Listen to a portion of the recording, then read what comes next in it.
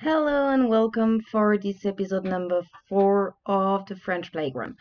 Today we're going to talk about a topic that I know you still don't like, again, but which is actually very important. So it is about the French phonetical alphabet. So often during the classes I write things inside brackets to try to explain you the meaning and how to pronounce a word. So I use the French letters to explain you the sounds of it. But there is actually a proper alphabet that exists for that, and it's called the phonetical alphabet, sorry. So there is an international one, and there is a French one, an English one, etc. All the letters correspond to a sound. So today we're going to see the French one, and how can you use it to improve your pronunciation. So it is actually quite important to learn the phonetical French alphabet because when you're not speaking, when you see a new word, how can you know how to pronounce it properly? Because in French, you have a lot of difference between what's written and what you have to pronounce. Often the student, especially from Spain or my English students, have that habit to pronounce all the letters that are written. In French, we don't do that, and that's really frustrating. So the phonetical alphabet is actually a good way to go over it. So write only the sounds that you have to pronounce. I know it's something more to learn because you already have so many things to learn to speak French, but it's actually not that long to learn, and it's a true helper because if you're looking to a word in the dictionary, you're often going to have those weird letters on the side. They are the phonetical alphabet. They're here to explain you how you have to pronounce the word. So these are the characters I'm talking about. So some are similar to the letter that you know, and some are different. So in red you have the vowel sound and the consonant sound. So today I'm going to explain you a few things how to understand a bit better the French phonetics and how to understand a bit more that alphabet and how you can use it to improve yourself in the French language. So the rhythm and the rhythmic group, that's actually something very important. In some languages, sometimes you go very high and then you go down and then sometimes it's flat. French is actually a wave, very regular. We accentuate lightly the last syllable of the rhythmic group. What is a rhythmic group? That's approximately 7-9 syllables that works together. So you can't cut in the middle of the word, and you also have to put the words that mean something together. Between each rhythmic group, you're gonna make a break, the breathe break. So it's time to breathe. I've got a lot of students that read something, they start and then they don't stop till the end. You need to breathe. It's important to breathe. So those rhythmic groups gonna help you to know where to stop and where to breathe.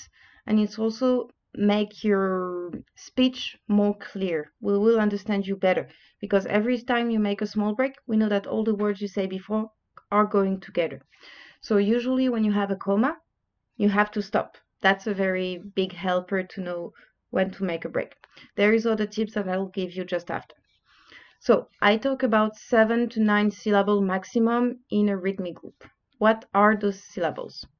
It's a vowel sound with one or several consonant sounds. Sometimes you can also have just a vowel sound alone, but you need in French that vowel sound to make a syllable. So let's see some example. Here I have a sentence, simple. Salut, je m'appelle Zoé. Et toi, comment tu t'appelles? There is several ways to read it. So as you can see in the first one, Salut, je m'appelle Zoé. Et toi, comment tu t'appelles? Or I could also say, Salut, je m'appelle Zoé. Et toi, comment tu t'appelles? I don't know if you hear it, but I'm actually doing a light accentuation on the end of the rhythmic group. So you have just that line that explains you where start the rhythmic group and where it stops. If you look at the second one, which is the most cut one, each group, they actually make sense together. Salut! Hey! Je m'appelle Zoé. My name is Zoé. Et toi? And you? Comment tu t'appelles? What is your name? Okay? So it helps you when you make some small cut to make it more clear. Because if you just read everything in the same line, Salut, je m'appelle Zoé, et toi, comment tu t'appelles? That's actually very hard to understand, and I need to breathe also at some point, so that's adding one extra difficulty. When I'm saying Salut, je m'appelle Zoé, et toi, comment tu t'appelles? It's easier to understand and it's also easier to say. So, what are those big squares on the left? The big red one is the accentuate one. So, if you clap in your hand, the French is that rhythm. Always the same. Just as I told you, that wave, which is always similar. So, for example, the first one, Salut. I'm just going to accentuate slightly the last syllable. Je m'appelle Zoé. Et toi? Comment tu t'appelles?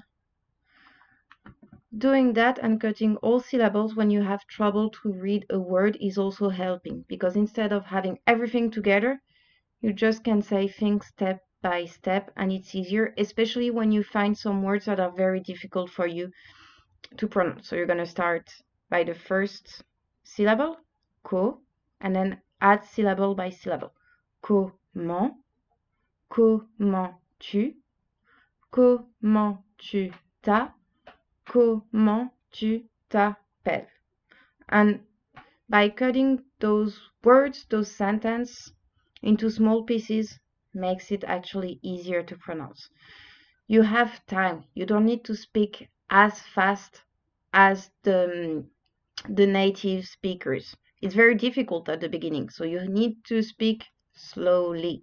So you can work on pronunciation, and when you will feel confident with your pronunciation, you can start to be a bit faster till you reach the natural speed of a native speaker. But it's something very difficult that needs training, patience, and you need to be kind with yourself too. You can't speak like a native after only 3 hours. Okay, so at the beginning you're going to speak slow, but that's perfectly normal. That's what you have to do. So now if we talk about those syllables, there is two types of syllables, the open one and the closed one. The open one ends by a vowel sound. The closed one ends by a consonant sound. Easy. Then there is also two rules. The first one says if you have a consonant sound, you're gonna add it to the following vowel sound. The second rule says if you have two consonant sounds, one after the other, you're gonna split them in two. The first one is going with the previous vowel. The second one is going with the following vowel. Let me just show you an example. It's not that complicated. So example of open syllable. Toi, chou, pas, te, creux. As you can see, every time it ends by a vowel sound. Not especially a vowel, because sometimes it ends by an X, S, sometimes you have two vowels, but the sound that I hear is vowel. Wa, ou, a, e, e. And then the closed syllable. Ach, sac, bus, parle, marbre. So you have some simple ones where there is only one consonant sound, and you have some more complex ones. So you can have 2, 3 consonant sound, like marbre. So I had that arbre, which is actually quite difficult to pronounce. But marbre is actually one single syllable. You need one vowel, to make a syllable. No vowel, no syllable.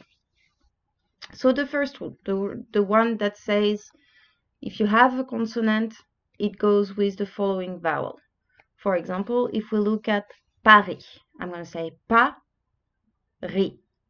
not Paris, Paris.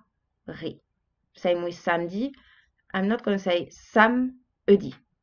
I first say sa, me, di. 3 syllables. And then I can go faster. Samedi, samedi. But at the beginning, samedi. The second rule says if you have several consonants, the first one goes with the previous vowel. The second one goes with the following vowel. For example, Marseille. I'm going to cut it in the middle of the R and the S. Marseille. Same with mardi. I have the R and the D, so the R goes with the A, the D goes with the E, the I. Mardi. I hope it makes it a bit clearer in your mind. But why am I telling you that? I said I'm going to talk about the phonetical alphabet. Because the French vowel sound, they might change according if it's a closed syllable or an open syllable. At the end of an open syllable, you're going to have a closed vowel. In the middle, if it's a closed syllable, you're going to have an open vowel, open sound. So let's talk about the vowel. Let's talk with the oral one and the half vowel that suits them. So we have I, U, U. And you have the letters, the symbol in the phonetical alphabet. So the I sound is mainly the I, that in English you call I, in French, I. Si, il, ri. U is that letter U, which is a very special sound and very difficult. So you need to close your mouth and push the air. U. So it's this sound is made by the letter U. Su, bu, ru. And then you have the sound OOF, mainly by O and U. Su, bu, ru. Now let's talk about the half vowel. What is a half vowel? It's not just a rough sound A, E, I, O, U. It's a bit longer. It's a bit more complex. For example, the yod, which is the symbol is the J. Ai, pai, nie. So it's that y, y. So you can also use a vowel plus a half vowel. That works perfectly. And then you have the ue, like in sue, nue, lui. That's the u. So that's not u, but u, a bit flexible. And finally, you have the we, like in souhait, toi, lui. So that's w. Every time you have that w, you need to put that w to symbolize that sound. W. Some more vowel that we call the nasal one, because you have to make them with your nose. You have the un, vin, main, pain, which is that small E with the wave on the top. And then you have the sound parfum. It's very similar to the un sound. So those two, sometimes we don't make the difference according to the transcription you're going to watch. And it also depends a bit on the accent of the person talking. So for some people, it's going to be the first one, un. For some other people, it's going to be un. So there is not a big difference between those two. Then we have the A with a wave. This one is en. So it can be an or en mainly. En, ren, sans. And finally, we have un, usually on. So that's C inversed with a wave. Bon, son, long. And now let's talk about another category of vowel. We call them oral vowel, and they can have different tone. So for example, if you look at the first one, that E is actually e. I don't know if you hear, but there is a tiny difference between the two sounds. E. So the first one is open, E, the second one is closed. E. So that's what I was telling you about earlier. The open one, we use it in closed syllable, like in sel, père, mère. The closed I, E, we're going to use in open syllable. C, les, des, mes, etc. Now we have the E sound. The first one was E, the second one is E. We have three types. Open, fermé, open, close, and the one that we don't really hear, the neutral one. The first one, the open, is in closed syllable, seul. The second one, the closed one, is in open syllable, se, seul, se. So you can hear also a tiny difference. And the final one, petit, that's E. So we call them the neutral one. And finally, we have the O and A. The O open, close, so open O in closed syllable, sol, bol, mol, col, and the closed O that we have in open syllable, chaud, beau, mot, ro, to, etc. About the A, it's a bit, there's a bit the same difference I told you with the un sound. You have the anterior A and the posterior A. So the anterior is pat, the posterior is pa. So it's kind of related to the accent. So some people are going to speak more with the anterior one, some are going to speak more with the posterior one. So when you're learning the language, they're actually kind of the same. There is no big difference. Now, if we speak of the consonant, all those consonants are the ones that are written and pronounced almost the same. P, B, T, D. There is only one way to do that sound, like G, V, M, N, Z. So sometimes, like the Z, you can have different spelling, but the sounds pretty much correspond to the letter. So I didn't explain a lot this one. So let's start from the beginning. P, B, T, D, K, G, F, V, M, N, S, Z, L, R. Now, those consonants are a bit more difficult because for some of you, you don't know those consonants. You have the sound sh, like in chat, je, like in joue, agneau, so that's the n sound, usually symbolized by G, J, G, N, or N-I. And finally, the last one is the most recent one because it comes from the English. So all this ing word, we're going to use that letter to symbolize it. Ing, parking. So that sound is typical from the English, and because now we use more English word, we had to add an extra letters. So why learning that phonetical alphabet? So if you look at that sentence, how to pronounce it?